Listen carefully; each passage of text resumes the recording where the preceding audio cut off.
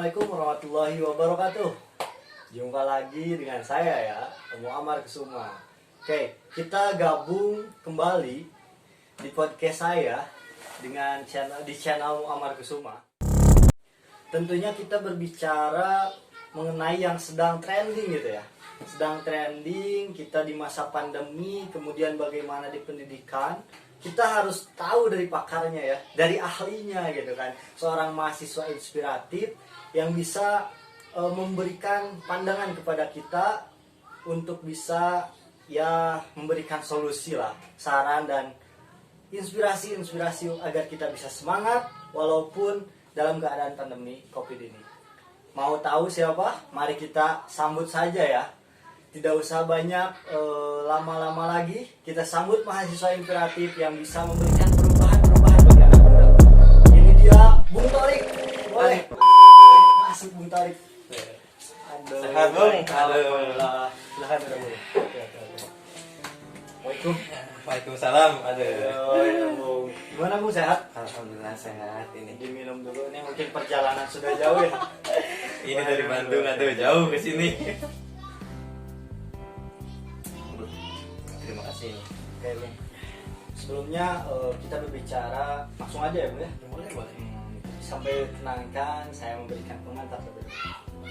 Kita berbicara mengenai pandemi COVID-19 di Indonesia. Sudah kita ketahui bersama itu kan bagaimana terjadi dan berdampak pada pendidikan. Nah, Bung Thorik ini sudah dikenal gitu ya oleh teman-teman semua, oleh kita semua sebagai mahasiswa inspiratif yang bisa memberikan inspirasi untuk ya kaum muda gitu untuk bersemangat. Jangan gitu Bung. Oke. Sebelumnya kita tadi Bung Thorik bagi mungkin ada yang belum tahu nih Bung. Boleh kita kenalkan terlebih dahulu. Persilahkan Bung. Aduh. Para audien yang sedang menonton atau para subscriber channel ini, perkenalkan saya Muhammad Thorik Rizik dari Bandung, berkuliah di UIN Sunan Gunung Jati Bandung. Ya, singkatnya begitu aja Bung, jangan panjang-panjang. Jadi mahasiswa inspiratif ini berkuliahnya di UIN Sunan Gunung Jati Bandung ya, yang terletak di Cibiru, di dekat Polda Jawa Barat juga ya. Dan ada di kampus juga di Cibiru. Oke. Jadi begini Bung, balik lagi pada topik. Kita berbicara pandemi Covid nih. Saya mau tanya dulu, Bung Thorik ini sejauh mana percayanya ada pandemi ini? Percaya apa gitu? Mungkin begini Bung ya, tentang COVID-19. Melihat dari kisaran waktu lampau, saya itu kan lulusan pondok pesantren Bung. Betul. Nah, pada sebelum lulusan pondok pesantren, tidak adanya kelulusan pada sekolah. Karena apa? Karena ada COVID-19. Aduh, di situ kan kecewa saya kan di situ. Tetapi kalau tentang percaya dan tidak percaya, itu kan hakikat Gusti Allah juga, hakikat Tuhan gitu kan. Mau tidak mau kita harus percaya bahwasanya pada zaman Nabi Lut juga itu ada sebuah kaum yang dimana kaum tersebut kena azab gitu. Kemudian ada hadis Nabi juga yang mengatakan bahwasanya nanti akan ada sebuah wabah yang menimpa suatu kaum begitu Bu. Jadi alhasil dari penjelasan tersebut menyatakan bahwa kudratillah, kalau aku yakin begitu Bung, kita percaya saja kepada Tuhan, dan untuk menyembuhkan kita patuhi pemerintah, protokolnya dan apa segala macam yang ditentukan gitu Bung. Jadi ini salah satu inspirasi nih buat kita, bahwa ya kita percaya saja, bukan berarti kita teriringi, tapi sudah termaktub juga ya, sudah jelas juga dalam kisah-kisah sebelumnya memang ada ini pun ya. Jadi kudrat. Nah, mungkin ini itu kepercayaan, maksudnya ya itu kembali lagi pada kita semua ya. Betul. Masih banyak kok yang nggak percaya gitu. Betul. Nah, namun begini maksudnya kan ketika kita sudah percaya pastinya kan kita rasakan nih. Khususnya nih kita kan mengundang mahasiswa inspiratif ini di bidang pendidikan tentunya. Nah, bidang pendidikan ini kan tadi di pondok pesantren tidak ada wisuda ya. Itu gimana kesannya gitu ya? Gimana deh Bung kesan dan ya pendapatnya dengan dampak pandemi ini gitu, terhadap ya pendidikan khususnya saat itu? Pada saat itu ya, kalau melihat dari sudut pendidikan kadang ada enak dan tidak enaknya gitu Bung. Dimana ketika enaknya kita itu tidak ada namanya ujian nasional. Itulah itu kata saya dulu dapat jalur giveaway gitu. Kan di situ kita lulus tanpa syarat, meskipun ya syaratnya baru UASBN, ujian madrasah doang, UMBN gitu. Nah, kalau dari sisi tidak enaknya banyak, Bung. Kita yang dimana sudah merencanakan sebuah acara, kita sudah membuat sebuah anggaran, kemudian itu tinggal menciptakannya saja, terhalang oleh adanya COVID-19 tersebut. Alhasil dari adanya dampak tersebut kita terpisahkan, di mana-mana setiap orangnya disuruh pulang untuk menjaga dari COVID-19 ini begitu. Jadi memang sebelum jadi mahasiswa itu merasakan gitu ya, ada jalur giveaway gitu ya. Ya mungkin salah satu inspirasi maksudnya biar kita itu tetap berjuang gitu kan dalam keadaan seperti apapun. Nah kita lanjut aja gitu ya. Kan ada kesempatan seperti itu, ada ya peluang lah ya, meskipun ada permasalahan yang nggak enaknya gitu kan. Namun kita berbicara pada solusi atau berbicara pada penanggulangan itu kan. Tentunya kaum muda nih pasti pada pendengar setia ya, pelihat setia gitu kan, pemerhati setia, subscriber di channelnya ini pasti melihat gimana sih jadi Kok bisa masuk kuliah? Iya gitu kan. Betul, kuliahnya itu kayak gimana sih dari hasil giveaway katanya kan. Tapi bisa kuliah kan. Nah itu boleh mungkin cerita terlebih dahulu gimana tuh Bung Thorik ini melihat peluang emas untuk berkuliah, kemudian kenapa Bung Thorik itu memutuskan kuliah di jurusan apa Bung ya? Boleh disambil di jurusan manajemen pendidikan Islam. Oke, manajemen pendidikan Islam. Calon manajer ini ya. Amin. Boleh Bung, gimana tuh Bung kesannya ketika ya ada peluang untuk berkuliah? Ya jadi begini Bung ya, kalau melihat dari peluang-peluang, di mana ketika adanya COVID-19 menjadi sekarang menjadi minder, atau bisa dikatakan kita buat apalah kita untuk terus kuliah, atau kita ini kena dampak COVID gitu kan. Tapi saya punya prinsip sendiri, orang lain kok berpikir seperti itu gitu kan. Sedangkan kita itu mempunyai jangka panjang, jangka pendek, dan jangka menengah. Kalau jangka pendeknya kita kan bisa makan lah begitu. Kalau jangka menengah kita kalau di pendidikan kita bisa semesteran begitu. Kalau jangka panjang melihat dari hal itu, kita tuh masa depan menjadi apa kan begitu. Nah melihat dari hal tersebut, saya dengan rekan-rekan yang lain yang emang berniat untuk berkuliah, ketika orang-orang lain bermain atau pulang, saya berbeda gitu. Saya mencari info kapan diadakannya UTBK, kapan adanya SPAN, ya dan lain sebagainya gitu. Kalau melihat dari kok bisa masuk kuliah gitu kan, ini banyak ceritanya gitu Bung. Yang ditolak SNMPTN, SBMPTN, sampai ketiga kali di Politeknik Bandung itu kan saya mau ke sana tapi aduh saya ketolak gitu. Akan tetapi tidak menyurutkan semangat saya untuk lanjut kuliah. Karena apa? Kuliah itu masa depan kita gitu kan. Karena Soekarno juga pernah berkata saya akan menguncangkan gunung gitu oleh 10 pemuda. Nah itu kan itu menjadi tolak ukur pemikiran saya gitu. Alhasil ketika saya sudah ditolak 3 kali di universitas, di situ saya sudah minder. Nah peluang terakhir ada di SPAN. Kalau ini SPAN yang win-winan gitu Bu. Perwinan ya. Perwinan gitu Bu. Alhamdulillah di situ saya lolos masuk ke UIN sudah menuju Bandung gitu. Allah, perjuangannya itu. Aduh, ini benar-benar jadi layak ya dikatakan mahasiswa yang sudah ini benar-benar ya dari perjuangannya nih. Meskipun ini pandemi ya, di kondisi pandemi tetap bisa ya berbeda dengan yang lain, mencari info lain sebagainya. Oh iya Bu, berbicara tadi jurusannya apa Bu? Manajemen pendidikan. Manajemen pendidikan Islam nih, calon manajer ya mungkin. Alhamdulillah.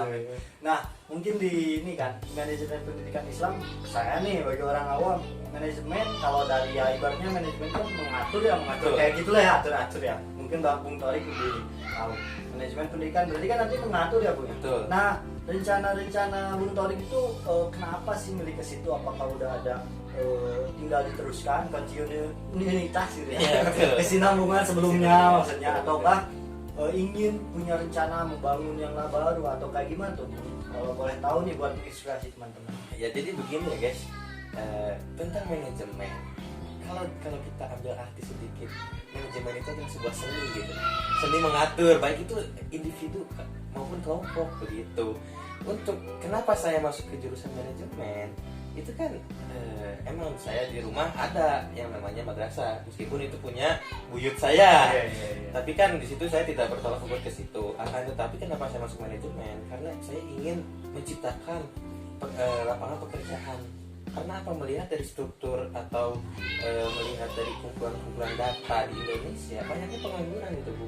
Saya ingin meminimalisir hal tersebut. Jadi pengangguran yang bisa layak untuk bisa bekerja saya akan ambil begitu Bu. Benar inspiratif ini.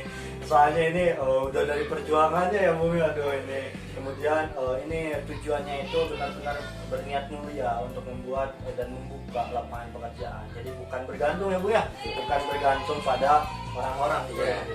Oke.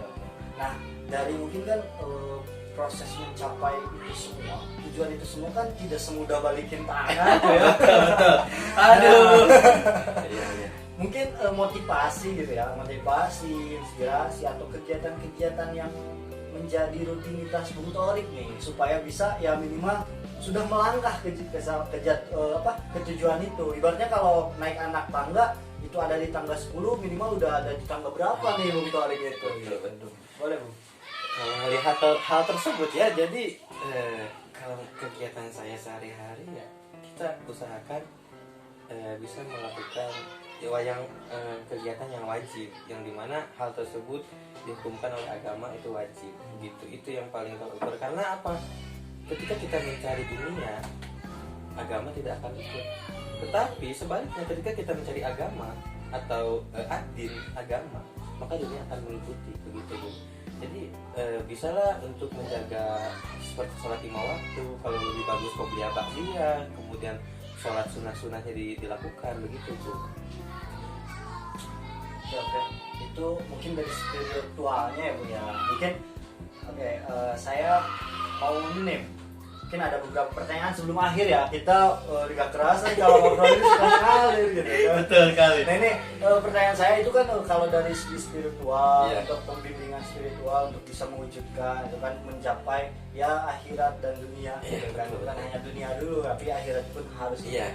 Nah mungkin ini Bung, kegiatan-kegiatan yang pada umumnya ibaratnya yang maksudnya memang sifatnya tanda kutip duniawi ya, Iya, Bung, ya. duniawi. Tapi yang mencapai hal tersebut untuk mencapai membuka lapangan pekerjaan itu bagaimana sih Bung Thorik itu yang sudah ya sering dilakukan gimana tuh? Kadang begini, kita melihat dari faktor lain. Kalau di kesinambungannya begini, kita ketika sudah teratur dalam menjalankan kewajiban-kewajiban sebelumnya, maka di situ akan ada peluang untuk kita menciptakan peluang baru. Contoh halnya ketika kita sudah sholat subuh, kemudian di situ ada 1 jam 2 jam, di situ kita bisa membaca buku dengan baik dan benar. Kemudian bisa kita olahraga, terus kita bisa ketika olahraga kan kita tidak hanya lari, tidak hanya cuman main skipping, akan tetapi kan di situ kita melihat dunia luar. Dan ternyata ketika saya lihat dunia luar itu banyak pandangan-pandangan saya menuju kepada orang pengangguran begitu. Pagi-pagi sudah merokok, nah, itu kan buruk sekali gitu Bung. Nah kalau melihat dari kegiatannya, kita bisa melihat kepada para motivator terdahulu seperti Einstein itu kan. Terus kemudian kalau di Indonesia ada Rocky Gerung, ada Sujiwo Tejo dan lain sebagainya, itu menjadi inspirasi saya untuk meneruskan hidup begitu. Aduh ini kita nggak kerasa ya karena mungkin dibatasi oleh waktu dalam channel ini gitu ya. Saya sangat alhamdulillah gitu ya, sangat senang sekali teman-teman. Ini sulit juga ya untuk menghadirkan ke channel saya ini gitu ya, untuk bisa berjumpa, untuk bisa ini. Nah berarti kan intinya kita menjadi atau membuat hidup yang lebih produktif ya, lebih baik lagi. Lebih baik lagi. Oke Bung, ini mungkin pertanyaan akhir nih dari saya. Bukannya saya tidak senang dengan kehadiran Bung Thorik di sini, tapi nih tolong berikanlah motivasi, saran gitu ya. Selain dari kegiatan-kegiatan Bung Torik yang sudah dilakukan sebagai rutinitas untuk para kaula muda nih, kaum muda yang mungkin sedang mempersiapkan perkuliahan atau sedang mau masih mumet kemumetan karena adanya dampak pandemi ini gitu. Boleh Bu, silakan.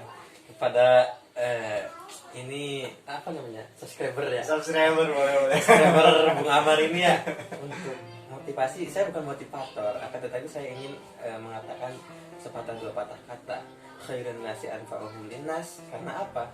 Ya sebaik-baiknya manusia ialah yang memberi manfaat kepada manusia lain itu.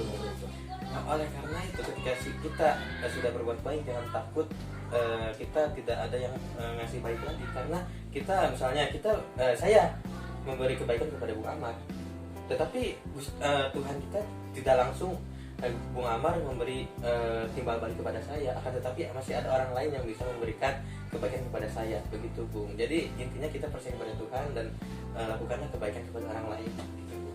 Oke, Masya Allah, ini closing statement yang membuat inspirasi bagi kita ya. Oke, para subscriber di channelnya Muhammad Kusuma, pesan dari Bung Torik, jadilah manusia yang bermanfaat bagi sesama ya gitu. Kemudian jadilah hidup yang lebih produktif daripada kita ngerokok pagi-pagi, marilah kita berolahraga pagi-pagi gitu ya Bung ya.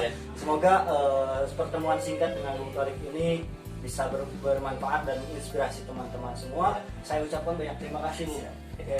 Mungkin nanti kita berjumpa lagi, tapi sebelum Bung Torik meninggalkan channel ini, marilah kita tutup.